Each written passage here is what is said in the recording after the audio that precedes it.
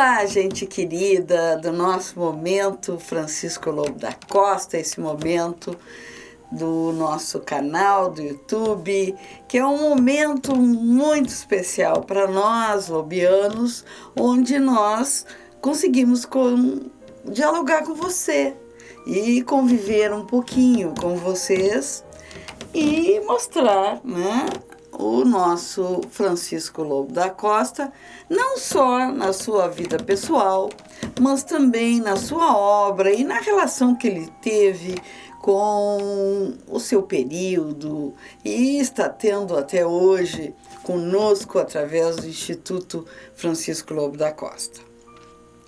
Então, antes de nós iniciarmos, propriamente dito, a conversa sobre o nosso querido Francisco, eu gostaria de lembrar que o nosso livro Calendoscópio Lobiano 3 já está em fase de organização de textos, né, ou poemas, textos em prosa ou em versos, e alguns autores já enviaram o seu currículo e já enviaram, inclusive, o seu texto para seleção e possível aprovação.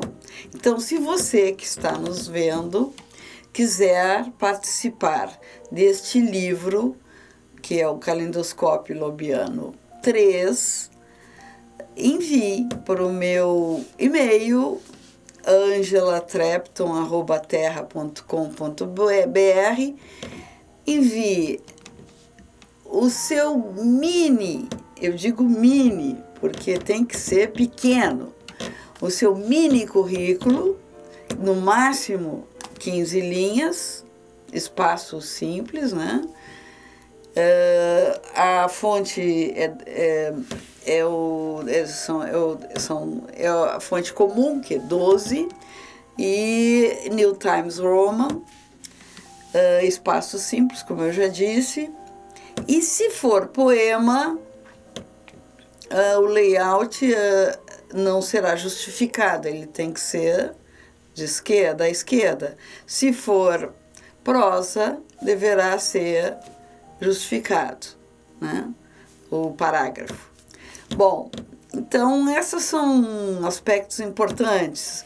Também é bom falar que o nosso Calendoscópio Lobiano, como é um livro exclusivo do Instituto Francisco Lobo da Costa, que é um instituto literário, não pode ser abordado nenhum poema com índole política ou ideológica, né? Esse não é o nosso foco.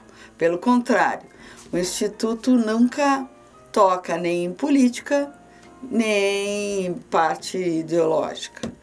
Então, seriam mais ou menos estes aspectos que vocês devem seguir, e você deve falar no seu poema ou no seu texto pelo menos uma menção ao nosso Francisco Lobo da Costa. O poema pode ser ficcional, como o texto, mas o Francisco Lobo da Costa tem que ser falado, porque se não houver a menção a este autor, este texto, o poema, será excluído da nossa publicação. Como toda a publicação do Calendoscópio Lobiano é uma homenagem ao nosso Francisco Lobo da Costa, por isso que a gente pede que pelo menos se mantenha, fale alguma coisa relativa ao Francisco. Vocês não precisam falar da vida do Francisco, isso a gente já abordou bastante, inclusive no Calendoscópio Lobiano 1, isso a gente falou e falamos bastante. Então, agora não. O texto pode ser ficcional, vocês podem criar, né, dar asas, né, à imaginação e colocar alguma coisa, até a personagem que vocês criaram, que se refira e que seja talvez comparada com o lobo, ou enfim, amigo do Lobo da Costa, o que quiserem, vocês que são os autores, então, poderão, mas deverá haver uma menção ao nosso Francisco Lobo da Costa. Se vocês quiserem mais detalhes, no grupo do Sarau eu tenho posto todas as regras, ou me perguntem que eu mando através do meu e-mail, angelatrepta@terra.com.br. Bem, e o que eu preparei para hoje? Preparei para hoje alguns poemas especiais do nosso Francisco Lobo da Costa. É muito gratificante nós trabalharmos com poemas do Lobo da Costa, e especialmente dentro de um momento lobiano como nós estamos. Então, o primeiro poema que nós selecionamos para vocês é um poema de 1882, intitulado O Gênio e a Arte. Este poema também está, esse texto também está no Auras do Sul. Então, que foi compilado, né, pelo Francisco de Paula Pires, e que a gente já conversou num outro episódio, que é aquele que primeiro não quis mais amizade com o Francisco devido a problemas da família Arruda, né? Os Arruda não queriam o Francisco como genro, e esse Paula Pires queria ser genro e foi. Então ele rompeu com o nosso Francisco Lobo da Costa. Mas ele se arrependeu porque após a sua morte ele compilou dos jornais, revistas e etc. e colocou num livro só chamado Auras do Sul, cuja primeira edição é de 1888, que é o ano em que o Francisco Lobo da Costa faleceu. Francisco Lobo da Costa faleceu no dia 18 de junho de 1888, a menos de um mês de completar os 35 anos. Ele completaria 35 anos no dia 12 de julho de 1888. Infelizmente, ele faleceu com 34. E ele faleceu no dia 18 de junho. Alguns se equivocam a dizer que ele faleceu no dia 19. Não. Esse é comprovado, inclusive, no próprio túmulo do Francisco Lobo da Costa. Está ali a data da morte, que foi 18 de junho. É claro que o enterro, né, do Francisco e o velório foi durante a madrugada e o enterro foi no dia 19, mas ele faleceu no dia 18. Bem, então vamos ao poema. O poema é O Gênio e a Arte. E o que ele conta, assim? Ele faz aqui, né, ele faz uma história de alguém que é muito pobre, que está com fome e que vai bater na casa de outra pessoa que também não é rica, é pobre. Mas esta pessoa tem bom coração e realmente recebe esse quase mendigo, e que estava mendigando mesmo, né? Na sua casa, dá comida, etc., né? Para ele. Então, O Gênio e a Arte é um poema mais social. Por que social? Porque ele aborda os temas comuns da sociedade.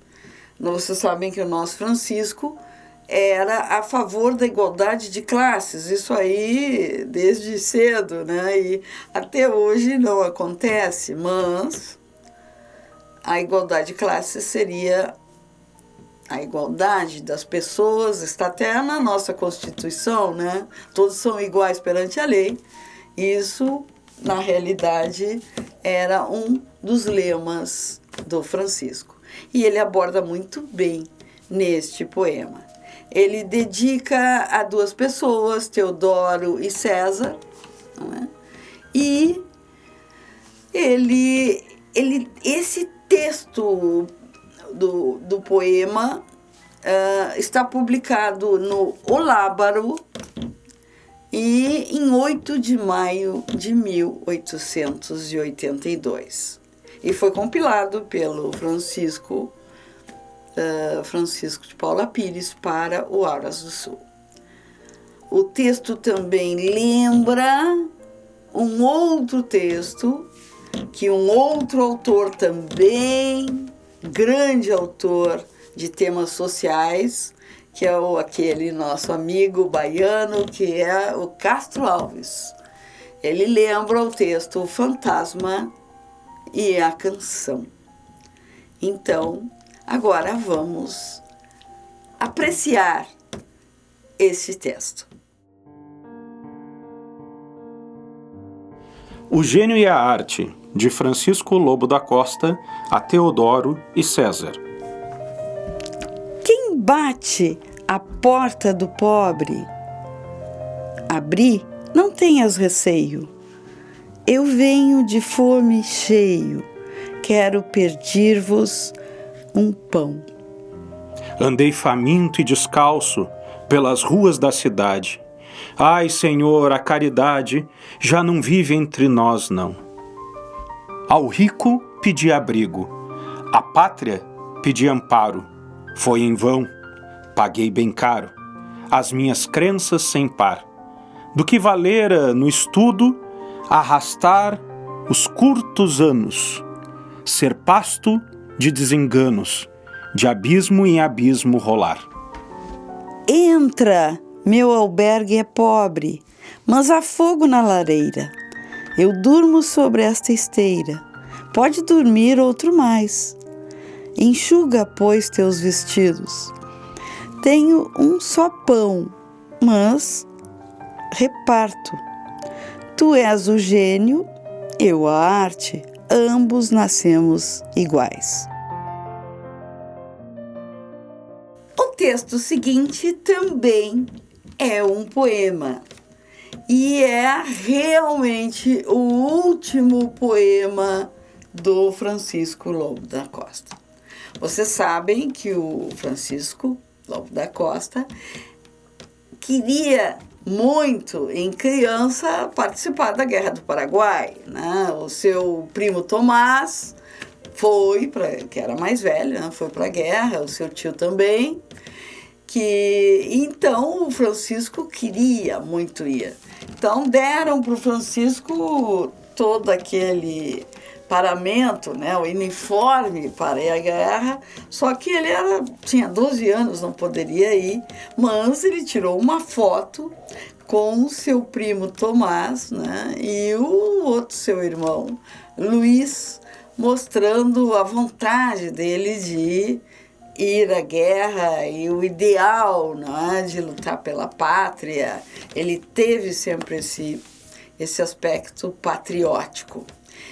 Bom, e este último poema que ele fez, que é realmente um poema bem grande, bem extenso, ele tem o título de Últimos Versos de Lobo da Costa. Bom, este poema fala sobre a Revolução Rio-Grandense. Então, este poema vai se dividir na sua publicação, porque ele é bem extenso, ele se divide em duas etapas. Então, a primeira etapa, que foi publicada pelo Progresso Literário, né, um jornal daqui do Rio Grande do Sul, essa primeira etapa foi do dia 1º de julho a 7 de outubro de 1888. Então, esta primeira etapa, 1º de julho, infelizmente, o Francisco, né, já havia falecido. Ele é um poema que foi totalmente publicado póstumamente, né? E ele foi publicado primeiramente isolado, porque são em torno de 140 estrofes, é algo bem forte, né? Bem extenso. Nós não vamos ler todo ele para vocês, nós vamos mostrar alguns takes bem importantes, né, que ele coloca, e ele deixou inacabado, infelizmente, este poema, né? Então, a primeira etapa foi Progresso Literário, que publicou de 1º de julho até 7 de outubro de 1888, o ano da morte do Francisco Lobo da Costa. E a segunda etapa foi também publicada por um jornal daqui de Pelotas, chamado Diário da Manhã, não é? Do nosso querido Freytag. Um abraço para o nosso amigo Freytag, que publicou com muita propriedade esta obra magnífica do nosso Francisco. E essa publicação ocorreu do dia 12 de maio ao dia 21 de setembro de 1985. Então, a segunda parte foi totalmente publicada pelo Diário da Manhã. Bem, o que ele aborda nos nossos versos sobre a Revolução Rio-Grandense? Ele aborda todo o aspecto, né, inicial dessa revolução, e também até o ponto que ele consegue falar, né? Então, ele vai enaltecer, por exemplo, vários vultos rio-grandenses, né? E também havia uma tentativa de colocação de um estrangeiro que muito ajudou, não é? Que foi o Garibaldi, o italiano Garibaldi, né? Giuseppe Garibaldi, que vai ser o primeiro poema que ele fez inicialmente desta linda obra. Então, ele dedicou um poema inteiro para Giuseppe Garibaldi. E é esse que nós vamos ver agora. A visão de Garibaldi. Quando o Rio Grande descansa, enrolado em seu sudário, como a sombra da vingança de Carlos o Temerário.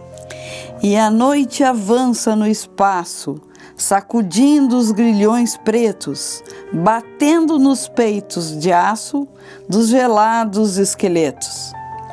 E os 1000 espectros terríveis sopram por cima dos montes as trombetas invisíveis dos pesados laocontes. E como enxame de abelhas, os astros nadam em fulgores nas dobras fundas vermelhas da bandeira de 3 cores. Ah, nesse instante supremo, desatam-se as cataratas e galopam pelo inferno as raivas aristocratas. E as legiões desconhecidas, galgando os fúnebres combros, desprendem as rédeas compridas aos corcéis cheios de assombros.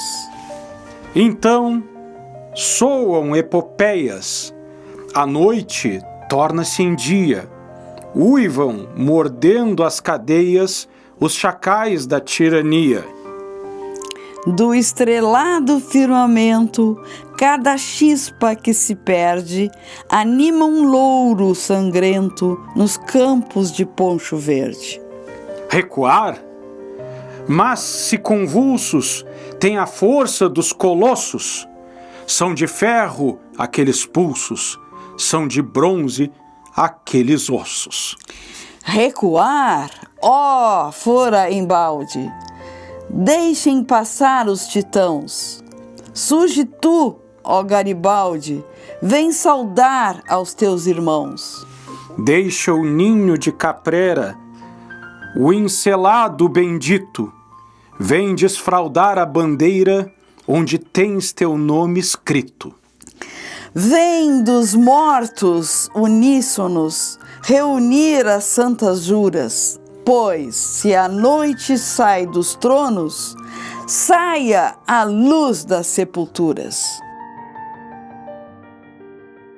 Então, este poema, o nosso Francisco Lobo da Costa fez especialmente para o Garibaldi, Giuseppe Garibaldi, como um herói que vem auxiliar ao povo rio-grandense, né, nessa batalha, neste conflito que é a Revolução Farroupilha. Então, o nosso Francisco, como também gostava de participar desses ideais de uma causa, né, que é o caso da Revolução Farroupilha, ele enaltece, então, ao Garibaldi e faz especialmente um poema só para esse grande vulto italiano que vem nos auxiliar aqui no Rio Grande do Sul. Agora, então, nós vamos para o começo dos últimos versos do Francisco Lobo da Costa, que é sobre a Revolução Rio-Grandense. Vamos ouvi-los. Últimos versos de Lobo da Costa, excerto de um poema inédito sobre a Revolução Rio-Grandense. A noite desce em meio da savana, mal rumoreja o vento na campina e, como o terno olhar de uma menina, esplende a estrela Vênus no campo azul de estrelas matizado. Quieto pasteja o gado, bebendo quando em vez as doces águas daquele rio, enfim, em curvas recortando as pastagens do bom Piratinim. Sobre a riba se eleva em dura rocha, como um velho castelo solitário, ou como um malmequer que desabrocha dos olhares do mundo abandonado. Não triste pardieiro, nem pouso indiferente ao caminhante, mas coroada de era flutuante, a casa de um guerreiro. Amplas janelas abrem para o campo, perto os currais cobertos de novilhos, e além, nesse palácio das campinas, uma velha rezando ao pé dos filhos. No salão, a fumar longos cigarros, o dono da fazenda e seus vizinhos, o grande Manuel Lucas, e além, junto ao fogão, os crioulinhos, armando a urupuca, com que hão de caçar os passarinhos. Quadro celeste aquele que contemplo num êxtase sublime de memória, que me faz converter num grande templo aquela habitação, filha da história. Não era desse tempo, sim, não era, mas ligado por laços de família. Beijei 1000 vezes o fraguedo e a era que velaram essa noite de vigília. Posso cantar assim com mais acerto os locais, o caráter, a fé pública desses velhos nascidos no deserto que levantaram o grito da República. Então eles ali, arde a candeia, bate o fuzil a pedra dos isqueiros, e entre o fumo conjuram nova pátria, a nova geração dos brasileiros. O Rio Grande do Sul vira seus filhos, deserdados da mãe que os perfilhara, sem um eco de voz, sem parlamento, pois que tudo o poder centralizara. As fardas de seus velhos guerrilheiros, salpicadas de pó e denso impuro, e cobrindo seus ombros altaneiros, um farrapo tirado do monturo.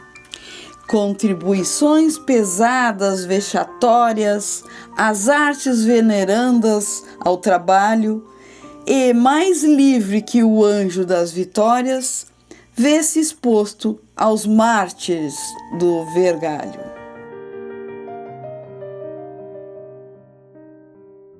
Estes últimos versos do Francisco Lobo da Costa foram feitos quando ele estava internado na Santa Casa de Pelotas. Então lá ele escrevia e iria completar esta linda obra que ficou inacabada, mas bem vasta, inclusive. São 850 versos que o nosso Francisco Lobo da Costa colocou com sua graça, né, e sua especialidade em rima, em contar a história, enfim, ele colocou sobre a Revolução Rio-Grandense. Espero que tenham gostado. Nós apenas lemos a introdução desse lindo e grandioso poema que é sobre a Revolução Farroupilha. Bem, então, ficamos por aqui no nosso episódio. Espero que tenham gostado. Sempre eu peço e vou pedir de novo, comentem, né? Digam alguma coisa sobre este longo e lindo poema, grandioso, né? Que é que se chama de Os Últimos Versos de Francisco Lobo da Costa, porque na realidade ele não chegou a colocar um título, ele estava escrevendo no seu leito quando depois aconteceu aquilo que vocês já sabem, que eu já contei lá em, não sei em que, deve ter sido mais pelos 20, até dos 20 ao episódio 30, quando o Francisco Lobo da Costa, no dia 18, bem cedo da manhã, ele se levanta e vê que está sua roupa ali de sair, ali colocada, e ele entende então que ele vai ter alta, porque se a roupa de sair estava ali, é porque ele deveria ter alta, sempre, senão ele só ficaria com a roupa de cama, que é a roupa de pijama, etc. Então ele se veste e sai bem cedo da manhã, e infelizmente ele não retorna, né? Ele vai ser assaltado, né? Ele vai ser meio que agredido, tiram-lhe as roupas e ele falece no dia 18, porque dia 18 de junho de 1888 fazia, como bem a polícia disse, um intenso frio e um grande nevoeiro que não podia se quase que enxergar. Então, o Francisco perece nesse clima, sem roupas, e morre por hipotermia. E assim, termina a vida do nosso Francisco. E, desse jeito, infelizmente, ele não conseguiu terminar a sua vasta obra. Ele conseguiu escrever 850 versos sobre a Revolução Farroupilha, mas não sei quantos versos mais ele planejava escrever. Então, espero que tenham gostado e que comentem conosco, que curtam o nosso episódio, que sugiram novos takes que a gente pode colocar sobre a vida do Francisco, sobre a obra. E agradeço a audiência e fiquem com Deus e um grande beijo para todos.